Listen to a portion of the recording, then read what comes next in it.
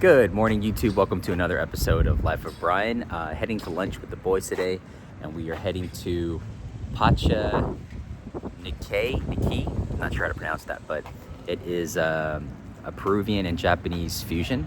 The chef, the head chef here, is a former chef at Kata Robata, which is one of my favorite restaurants of all time, and he is Peruvian and of Japanese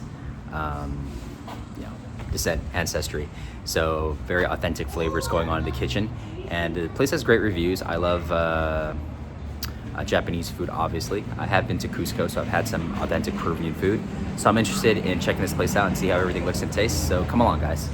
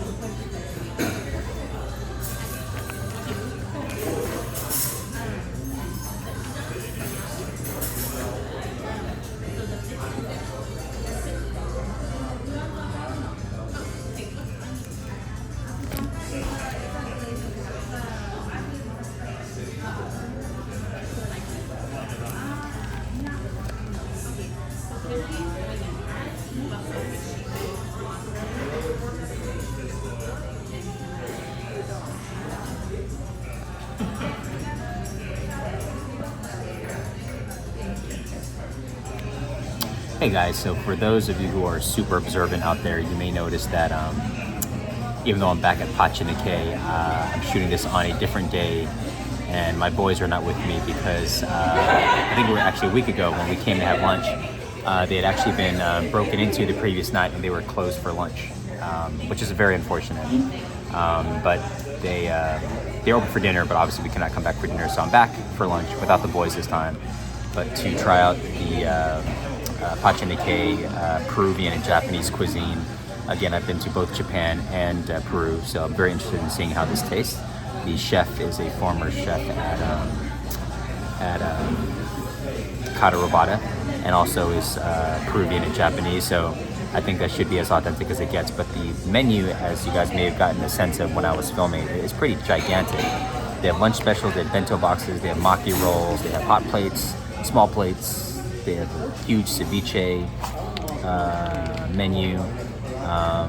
So yeah, a lot of eating options, and yeah, check it out. So as I typically do, I'm probably gonna over order, but I wanted to get the lomo saltado for sure because I'm a huge fan of lomo saltado. Anything with French fries or potatoes in it.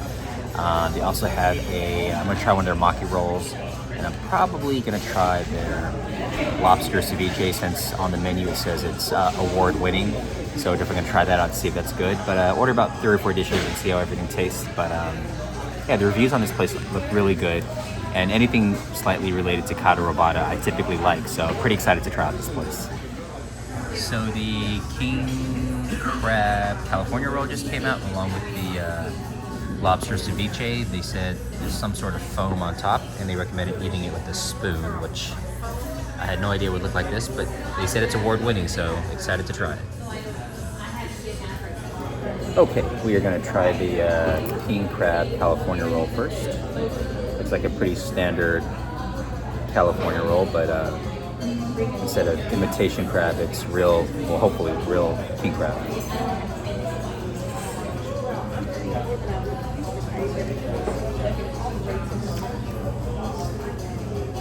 It definitely tastes like real crab and not imitation.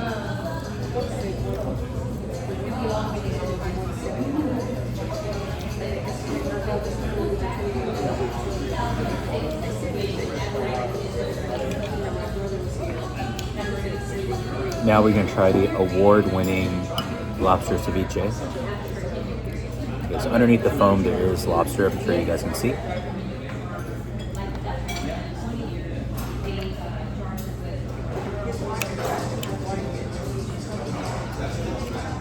The liquid that the lobster's in is a little bit sweet,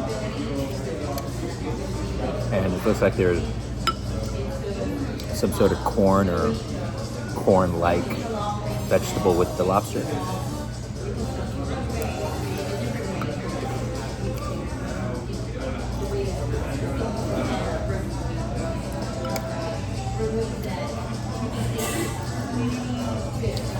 I know what this is. The word escapes me, but it's related to corn, as you can see. It's like a kernel.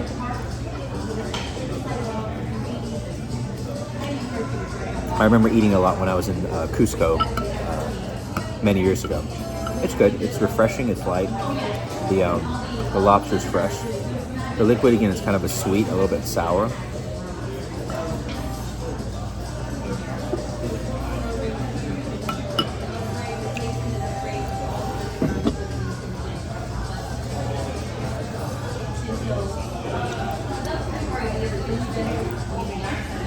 If you like lobster, you'll like it. It's basically lobster with kind of a sweet sauce on it, with bits of the corn. Even though I know it's not corn. I don't want to say polenta, but I know it's not polenta either. But the name of it will come to me as soon as I stop the video, I'm not sure. But it's refreshing. It's good. Award-winning, I don't know, but it's not bad. The California roll is good.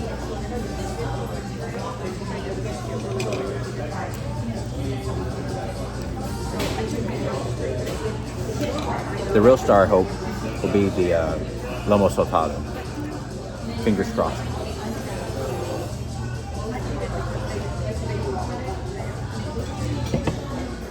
So the lomo saltado just came out. It smells really good, and I'm still pretty hungry, so definitely gonna tuck into this ASAP. All right, trying the lomo saltado. I've had my fair share of lomo saltados, including in the motherland, so I have high expectations.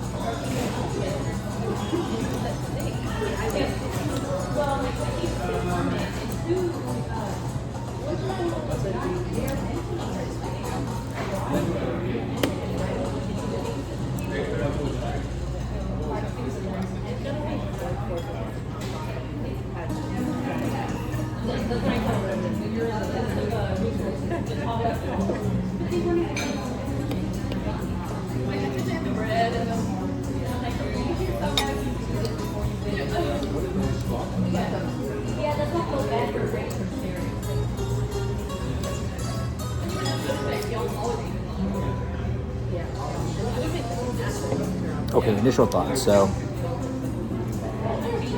the problem that I found with most lomo saltados, like I'd say 80% of the ones I've tried, is that the quality of the meat never seems to be very good. I don't know if it's a matter of seasoning, preparation, maybe a little bit of both, but the meat just honestly never tastes that good. Never has, and I'm not really sure what kind of cut this is. For someone who eats as much meat as I do, I should be able to tell just by looking at it. I don't know if this is flank, I don't know if this is filet mignon, I don't know what this is, but I guess really of all lomo saltados I've had, there tends to be not a lot of fat on it. It's pretty lean. This one actually is not as chewy and flavorless as a lot of the lomo saltados I've had. It's okay. On a scale of 1 to 10, I'd probably give it maybe a 5. Maybe a 5, 5.5 maybe. One other thing is, I never understood this. Like, so lomo saltado is supposed to come with potatoes or French fries, right? Or potatoes, and this is again in 80% of places I've had lomo saltado. I don't know why they give you so little fries. In my serving, there's a lot of beef. There's a big scoop of rice, but there's probably like maybe 8 or 9 French fries, maybe 8. And yeah, if I can count the number of French fries I have, it's too little. You can never have too many French fries, but I never understood why they don't give you more of a high ratio of French fries with your beef and rice. But maybe that's a authentic thing in Peru. I don't know. So I mean, the French fries are, whatever. They're just like steak fries or, you know, French fries. They're okay. The rice is good. A little bit on the dry side, but that's okay because typically Spanish rice, Peruvian rice, Brazilian rice tends to be a little bit more dry than Asian rice. It's certainly not mushy. If my parents ate this rice, they'd probably spit it out and say it's undercooked, but I think it's fine. Overall, the dish itself, I'd probably give maybe a 6. It's better than maybe 60 to 70% of the lomo saltados I've had, but then again, 80% of the lomo saltados I've had I thought were not that good. So,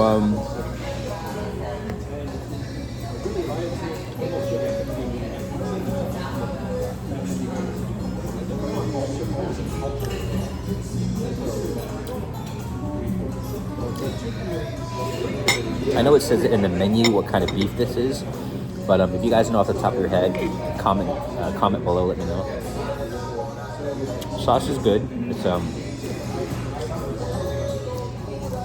a little salty, vinegary, but not overpowering.